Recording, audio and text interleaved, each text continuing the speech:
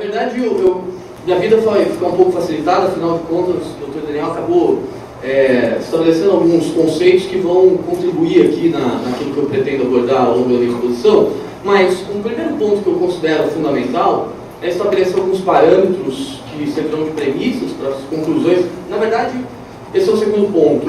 Eu não pretendo aqui promover respostas, eu pretendo aqui instigar reflexões, né? Até porque o tempo é escasso, seria impossível de um tema com tamanhas particularidades querer promover respostas, seria uma ousadia da minha parte. Então, na verdade, eu promover realmente reflexões para que pensemos juntos. E primeiramente, delimitando um conceito de dever instrumental. Afinal, eu inclusive procurei manter aí no título da palestra exatamente a forma como me foi oferecido o tema pela organização científica, para esclarecer uma eventual redundância, né? Porque quando eu falo em dever instrumental, e na linha do que defende o professor Paulo de Barros Carvalho, da PUC de São Paulo, na verdade o que eu estou dizendo em última análise, eu estou tratando em última análise das obrigações acessórias, para diferenciá-las das obrigações principais. As obrigações principais em matéria tributária, aquelas que implicam o pagamento de tributo, e deveres instrumentais, obrigações acessórias no termo do CTN, aqueles deveres impostos por leis, aquelas condutas estabelecidas em lei e que têm por objetivo contribuir para a operacionalização, para a apuração da obrigação principal, inclusive para a fiscalização. Ou seja, eu falo de conjuntos de deveres estabelecidos em leis, em que, de forma imediata, que de forma reflexa, tem por objetivo, em última análise, perseguir a obrigação tributária principal. O que não significa dizer que eu esteja falando de obrigações que sejam dependentes de obrigações principais. Não é isso. Os deveres instrumentais, eles podem muito bem existir de forma autônoma. Eu posso ter, por exemplo, é o tema da palestra, sanções por descumprimento de dever instrumental na hipótese de multas isoladas, ou seja, quando eu não tenho dever de pagar tributo. Porque, de fato, são obrigações distintas, o que não significa dizer que não haja uma correspondência entre elas. Afinal de contas, uma das funções dos deveres instrumentais é exatamente essa. Porque nos remete a uma ideia, primeiro, de igualdade, porque por intermédio desse tipo de previsão normativa, de prescrição normativa, eu consigo permitir, atribuir mecanismos para que todos os contribuintes em situações análogas tenham o mesmo tratamento tributário, mas também permito fazer a ideia de praticabilidade tributária e, consequentemente, de forma imediata, alcançar a perseguição do crédito tributário, sendo isso, esse ônus, muitas vezes, repassado para a figura do sujeito passivo da relação principal. Além disso, quando nós falamos aqui em sanções, e nesse aspecto o professor Daniel já deixou isso bem destacado, nós falamos aqui numa perspectiva genérica, né, uma perspectiva analítica da norma, como consequência. Como é que eu tenho a estrutura lógica da norma? Antecedente, descrição de um fato, que uma vez ocorrido em concreto, implica uma consequência prescrita no consequente dessa norma jurídica. Então a sanção nada mais do que seria do que esse consequente da norma.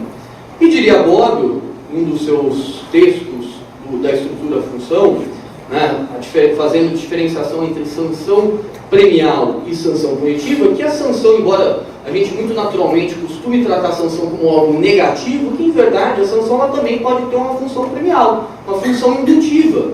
Quando eu tenho um dispositivo legal que diz que se eu pago o tributo na data atrasada eu tenho um desconto de 10%, eu estou querendo o quê? Induzir, de forma, por intermédio de uma sanção premial, aquela conduta. O que nós estamos mais acostumados a tratar, em especial quando falamos em sanções em razão de descumprimento de dever instrumental puro, são as sanções de caráter punitivo. São aquelas sanções que implicam, portanto, punição, e normalmente punição pecuniária. Afinal de contas, essa é uma das formas que faz com que o sujeito sinta mais, né, aquela sanção. Afinal de contas, afeta um dos principais órgãos do ser humano, o bolso, né?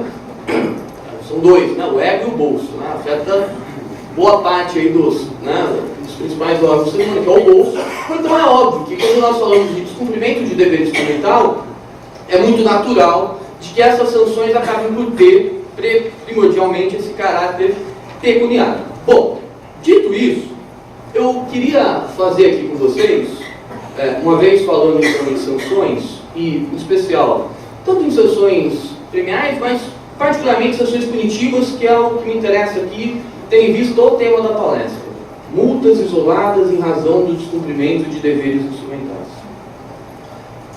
Precisar com vocês, até para que possamos depois falar de proporcionalidade, de razoabilidade, como já foi dito aqui. Quais são as funções desse tipo de sanção? Me parece que isso é primordial, me parece que esse é um estudo pouco realizado no âmbito tributário. Aquilo que os penalistas fazem com primor, afinal de contas, a sanção do direito penal ela tem uma relevância gigantesca para a própria existência e manutenção do direito penal enquanto tal, ela é pouco explorada, apesar, na minha opinião, e não estou sozinho nisso, o professor Joelho, por exemplo, defende disso, da aproximação que nós temos entre direito tributário e direito penal. A começar pela ideia de legalidade. Mas não para por aí, a gente poderia ficar aqui só falando dessas relações. Mas, vamos lá, vamos tentar identificar então quais são as finalidades das sanções punitivas no âmbito do direito tributário. Me parece que são 3 funções primordiais. A primeira delas, e a mais facilmente detectada, por óbvio, é o caráter punitivo. Sanção por descumprimento de um dever instrumental, sanção punitiva, tem um caráter punitivo. Isso vale tanto na hipótese de cumprimento de dever instrumental quanto no descumprimento de obrigação principal. O objetivo é punir aquele sujeito que não cumpriu com a obrigação no prazo devidamente determinado, ou na forma estabelecida em lei, etc. Para demonstrar, até para poder manter de pé o sistema jurídico. Por quê? Se eu não estabeleço sanções, muito provavelmente aquelas disposições não vão ser cumpridas. Ninguém aqui paga tributo feliz. Ninguém aqui se submete à loucura que é as diferentes e múltiplas normas em diferentes níveis de federação para se manter em dia com obrigações tributárias acessórias pelo simples fato de fazer isso por cidadania, tão somente. Por mais cidadão que o sujeito possa ser.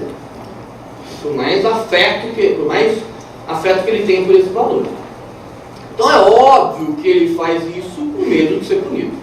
E a punição, portanto, tem esse objetivo. Tem de, não só de punir, mas também nos remeter a uma segunda função, que é de educar e, consequentemente, de prevenir. É bem verdade que nós teríamos outros caminhos, talvez antes de vir a sanção, me parece que é um seu ponto fundamental, foi bem levantado aqui pelo presidente da nossa mesa, talvez outras medidas em determinadas situações concretas, primeiramente educativas, para depois então punitivas. Mas em todo caso, acaba tendo um caráter pedagógico. A sanção punitiva ela acaba tendo um caráter pedagógico e, consequentemente, contribui na prevenção de determinadas condutas que o ordenamento jurídico não pretende ver existentes no sistema. E o terceiro ponto, que é o caráter reparatório. Não há dúvida que um dos objetivos de uma sanção desse JAES é reparar os prejuízos causados, no caso, à fiscalização. E quando eu falo em descumprimento de obrigação principal, reparar dano ao erário, dano aos cofres públicos. Mas quando eu falo em descumprimento de deveres instrumentais, me parece que o objetivo aqui é reparar o quê? O dispêndio, o gasto de energia, o custo que a Fazenda Pública tem para promover a fiscalização por intermédio de outros mecanismos que não aqueles estabelecidos em lei, a título de deveres instrumentais, e que não foram devidamente atendidos pelo contribuinte, pelo sujeito passivo, para ser mais preciso, da obrigação tributária. E aí começa uma das grandes dificuldades desse tema. Por quê? Porque uma coisa é eu mensurar o descumprimento de uma obrigação principal na medida em que ela tem um caráter econômico, o valor da própria obrigação. Coisa que muitas vezes eu não tenho quando eu falo no descumprimento de um dever instrumental. Mas eu deixei de registrar uma nota que não implicou inadimplência tributária. Qual é o conteúdo econômico disso? É o valor da nota, o valor da operação? Será que de fato o valor da operação equivale ao dispêndio tomado pela Fazenda Pública para apurar aquilo? Aquele descumprimento e para mais concluir que não houve inadimplência tributária, que não houve sonegação naquela hipótese? Será que eu tenho proporcionalidade em relação à sanção imposta em relação à conduta praticada? E mais, levando em consideração uma das funções da norma, que é reparar aquele que foi lesado pela conduta ilícita. Então vejam, aí me parece começar uma das grandes dificuldades desse tema. Porque o natural que nós vemos, porque é o caminho mais fácil, inclusive para o legislador, qual é? É normalmente atrelar o descumprimento dessa obrigação ao valor pecuniário. E normalmente qual é o valor? O valor da operação. Imaginem lá, uma operação de milhões de reais.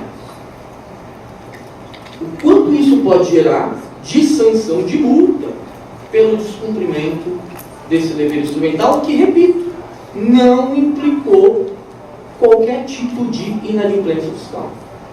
Porque essa é a premissa da palestra. Então esse é um problema muito sério. E pergunto, diante disso, será que nós temos que de fato promover essa relação imediata entre descumprimento de um dever instrumental que não implique obrigações tributárias principais com valor pecuniário? Ou nós temos outros mecanismos para eventualmente pensar num modelo mais racional e, portanto, mais proporcional e mais razoável? E aí me parece que o caminho é buscar um pouquinho o que fazem os penalistas. Olhar lá para o artigo 59, os artigos 60 e 65 do Código Penal. E, portanto, promover uma dosimetria da pena. E agora, mais do que nunca, me sinto muito à vontade de falar disso, afinal de contas, antes a Júlia esteve aqui e falou que isso não é nem de longe uma proposta esdrúxula, ao contrário. Então eu me sinto absolutamente confortável em vir aqui defender isso, porque eu estou na companhia da Júlia, que além de tudo é mineira, de BH, então além de tudo eu tenho proteção aqui, se eu precisar.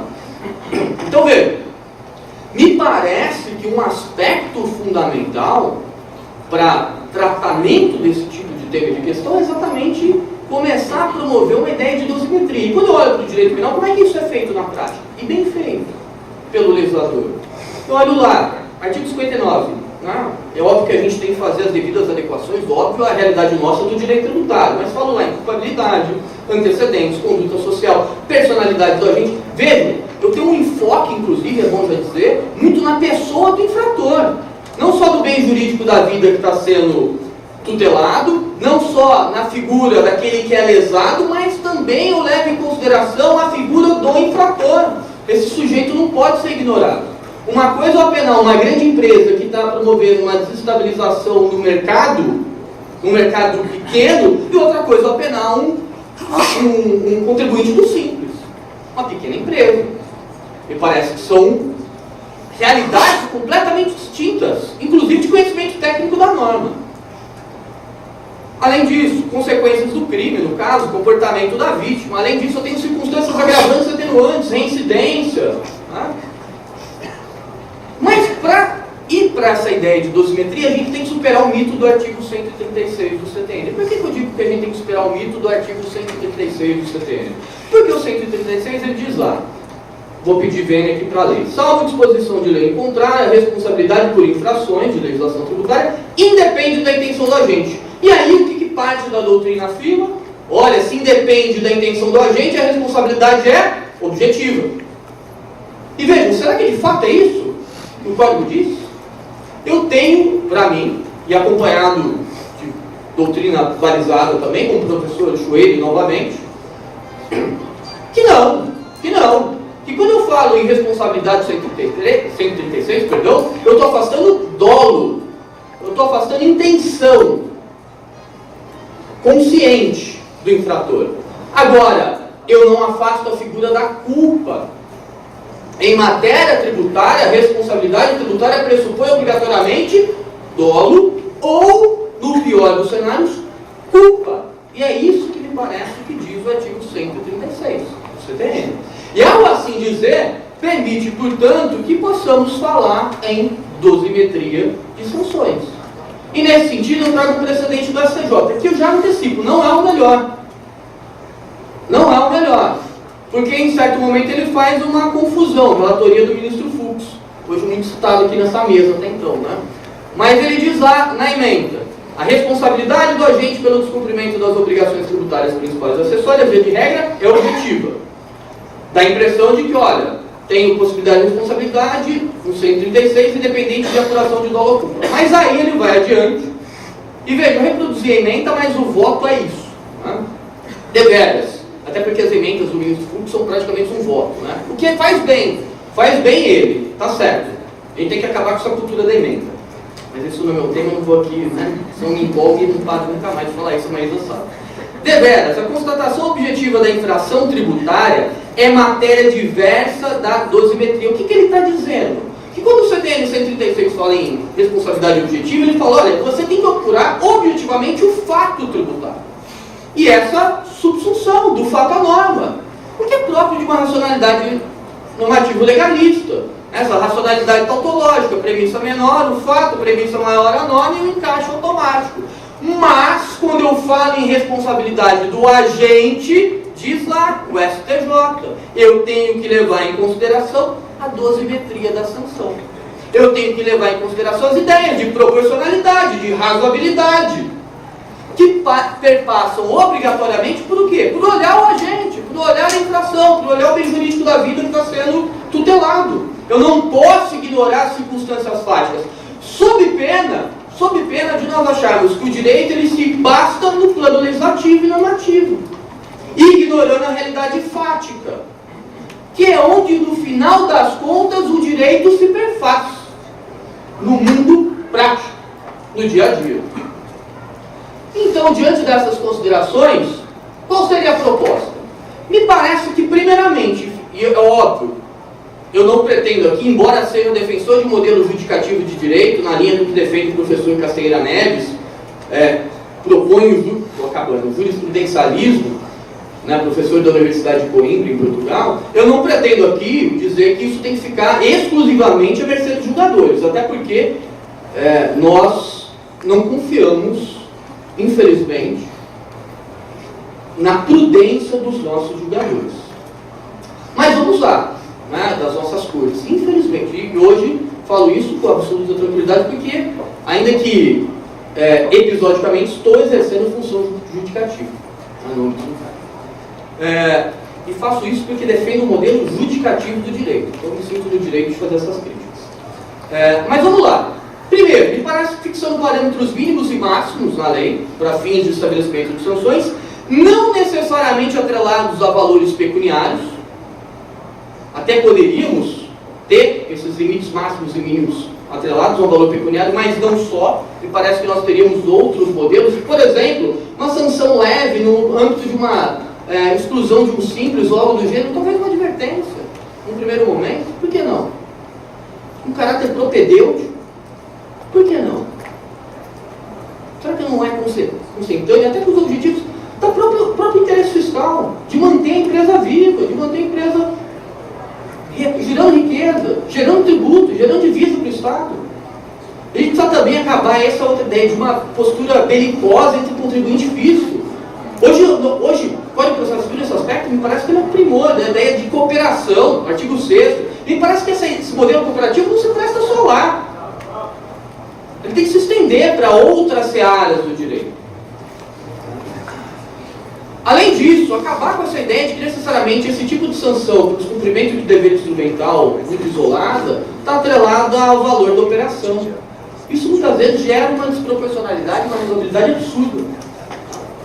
E aí, como é que eu poderia graduar isso? E aí, dependendo do julgador, cabendo ao julgador, ao realizador, ao intérprete da norma, eu prefiro chamar aqui de realizador do direito, cabendo a ele, diante das circunstâncias do caso concreto, e não de forma prévia e abstrata, mas diante das circunstâncias do caso concreto, adequando as particularidades do caso. Com base, por exemplo, no tamanho da dificuldade imposta à fiscalização, se a fiscalização ela tinha outros meios ou não para apurar, e qual a dificuldade desses outros meios de apuração para se observar aquele descumprimento daquela obrigação, os antecedentes fiscais do contribuinte, se é um contribuinte que é um inadimplente contumaz ou não, reincidência, olha, ele está pela segunda, pela terceira, pela quarta vez descumprindo o mesmo dever instrumental. Isso tudo me parece que são considerações importantes na hora de promover essa dosimetria. Existência de interpretações divergentes a respeito do cumprimento de dever instrumental. Veja, eu tenho posições divergentes no plano judicativo, seja no plano administrativo, tribunal administrativo, seja no plano judicial. Isso não pode atenuar a conduta do sujeito? Se ele seguir uma orientação judicativa, aliás, a lei de introdução ela vem nesse sentido. E já fazendo aqui um parênteses, eu não consigo ficar silente diante do painel passado. Não é o artigo 24, gente, pelo amor de Deus. É o artigo 23 da lei de introdução. Leiam o artigo 23. O artigo 24 é que eu vou subscrever integralmente o voto do Carlos Daniel, meu colega de muito tempo de turno, e que proferiu um voto a respeito. Revisão de ato administrativo, lançamento e promulgação no ato administrativo, pelo amor de Deus.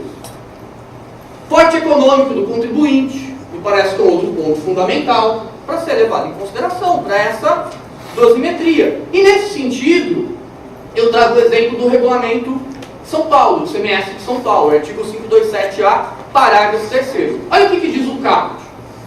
A multa aplicada nos termos do artigo 527 poderá ser reduzida ou relevada por órgão julgador administrativo, desde que a infração tenha sido praticada sem dolo, fraude ou simulação e não implique falta de pagamento do imposto. Tem o parágrafo 3º. Para a aplicação deste artigo, serão levados em consideração também o porte econômico e os antecedentes fiscais do contribuinte. Eu olho para quê? Para a pessoa do infrator e não só para o bem jurídico da vida e não só para a pessoa do lesado. Eu olho para a pessoa do infrator. E me parece isso ser extremamente salutar e adequado. Bom, já encaminhando para o final, antes que eu receba o cartão vermelho, ela está me olhando aqui meio torto, né? A gente tem que criar um clima agradável, né? Para ela me dar uns minutos a mais. Então a gente faz uma brincadeira tática, isso. Todo mundo vai fazer isso. Fique atento. Mas veja, a ideia aqui, muito quando se fala nesse tema, se fala muito em razoabilidade, proporcionalidade e não confisco. Muitas vezes se confunde conceitos. E esse me parece que é um outro ponto importantíssimo da gente aqui colocar os pingos nos is. Uma coisa é falar em razoabilidade, proporcionalidade, outra coisa é falar em não confisco. São coisas distintas. Nós não podemos fazer essa confusão. Quando eu falo em razoabilidade, proporcionalidade, eu estou atrelando a ideia de prudência. É a fronesis aristotélica, lá do livro 6 do Ética Nicômaco.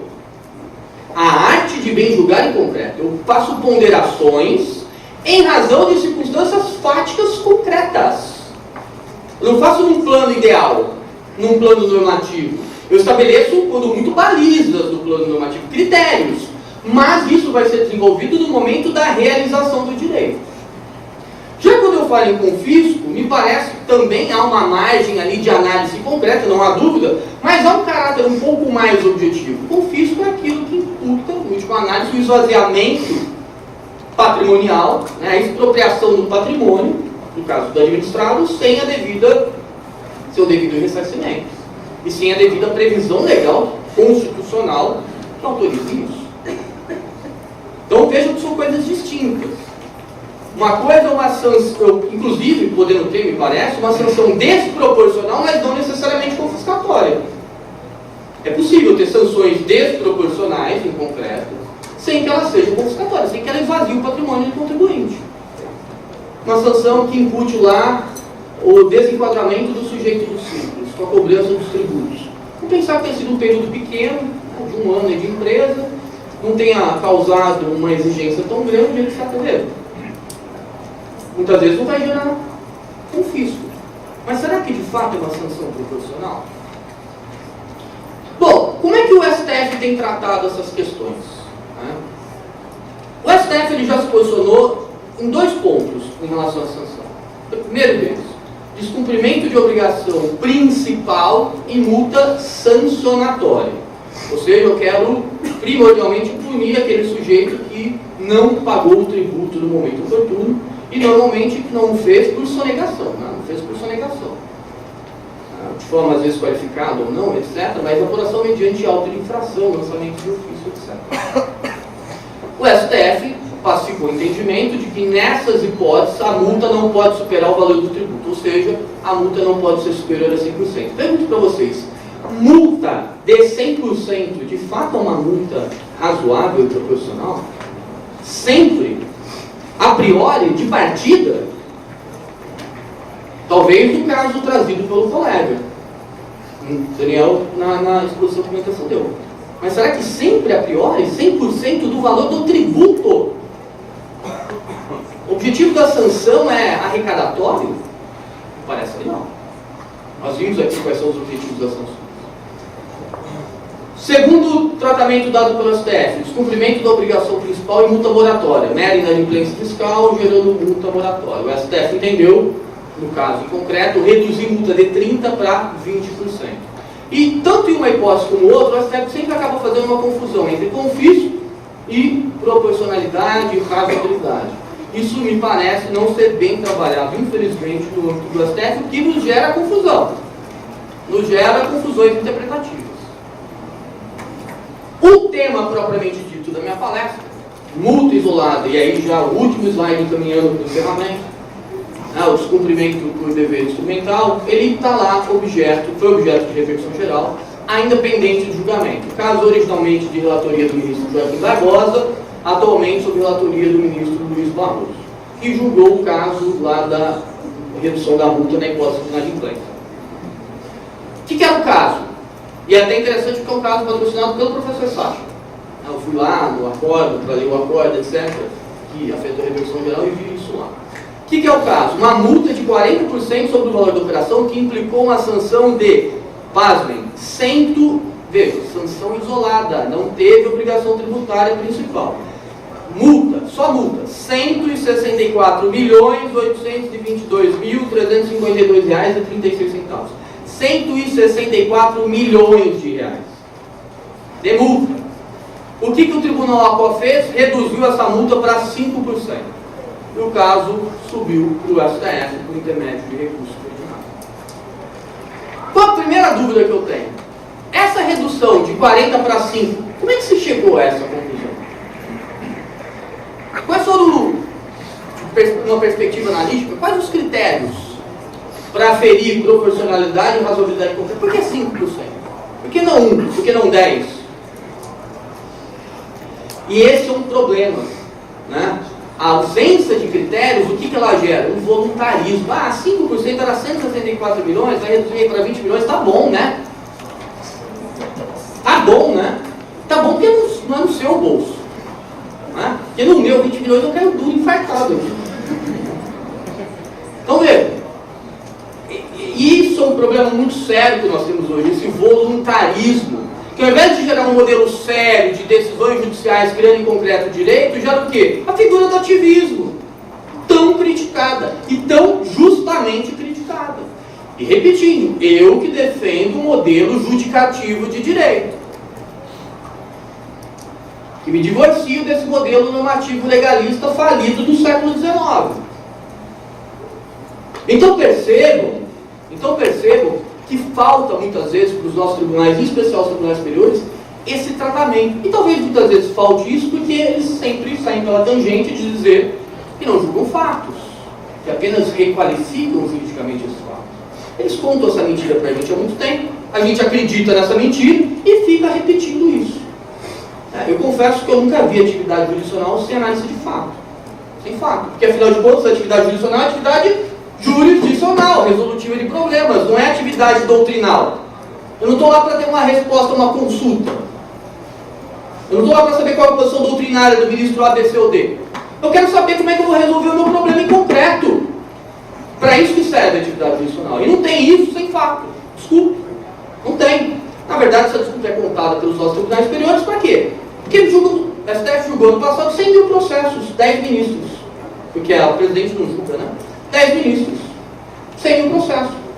Isso é humanamente impossível. Aí eles saem por essa tangente, a gente acredita que, né, de fato isso é verdade, e ponto. A respeito disso, cito uma obra monumental, Questão de Facto, Questão de Direito, professor Casteira Neves, que fala por si só. O problema nesse caso talvez nos crie a não ter uma resposta do STF, seja ela boa ou ruim. Houve desistência do recurso em razão da adesão ao contribuinte ao parcelamento. E aí, depois disso, depois dessa desistência, ainda se admitiu a inclusão de ambos curinalídeos, né? E está lá no andamento, vocês se entrarem lá vão ver, pendente de análise por parte do ministro relator, Barroso, análise do 998, parágrafo único do CPC, que permite a possibilidade de julgamento de casos afetados por repercussão geral e repetitividade, independentemente da manutenção do litígio ou não, ou seja, na hipótese do contribuinte desistir na hipótese do recorrente que teve o recurso afetado desistir do recurso. Então, muito provavelmente, apesar da desistência do recurso, nós teremos julgamento desse caso. E aí vamos ver como é que o STF vai se comportar em relação a isso. Meu palpite vai novamente fazer uma confusão entre proporcionalidade e razoabilidade com fisco, mas vai, palpite, promover uma redução da multa. Acho eu. Não para 20, para não ficar igual a multa na hipótese de mera inadimplência, mas também não vai manter esse patamar aí de 40 segundos. Acho. Por achismo. Bom, é isso. Eu agradeço imensamente. Para mim é um prazer muito grande. Até porque eu esqueci de falar isso no início, mas o objetivo desse congresso é muito nobre por duas razões. Primeiro, porque nós estamos homenageando a Constituição Federal, e acho que em tempos tão bicudos, tão escuros que nós temos vivido, né, de discursos tão totalitários, defender o estandarte do Estado Democrático de Direito é fundamental. Então, defender a Constituição como principal estandarte de um Estado Democrático de Direito, isso é essencial. Nós temos que fazer isso todos os dias. E esse é o primeiro mérito da BRADET. O segundo mérito, por óbvio, em razão do homenageado. Poder homenagear o professor Sacha, uma das maiores cabeças do direito tributário, da história do direito tributário brasileiro, é realmente um prazer inigualável. Então, eu me sinto muito lisonjeado, muito honrado pelo convite. Agradeço novamente a BRADET e me coloco à disposição por intermédio dos contatos para que vocês encaminhem as dúvidas, sugestões, as críticas, convites, né, animar festa de criança, enterro de sogra, né? Não tem problema não, estamos aí. É sempre um prazer voltar a BH, tá bom? Obrigado.